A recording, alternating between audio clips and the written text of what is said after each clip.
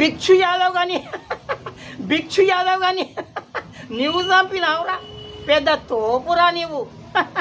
కానీ అని శవమే ఆడుందిరా, చెట్ల మీ నుంచి వచ్చి కాకులు ఎత్తుకపోయినాయా? అబే సాలే నిజం చెప్పు బే, భిక్షు యాదవ్ కానీ చంపినావా లేదా?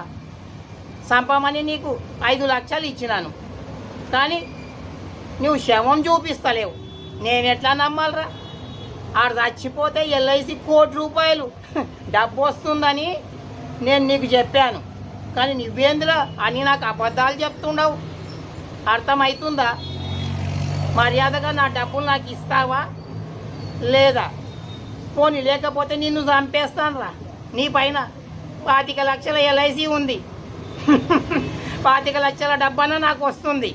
అప్పుడు నీ శవం నా దగ్గరనే ఉంటుంది. నిన్ను చంపానా లేదా నేను డిసైడ్ చేస్తా. తొందరగా చెప్పురా.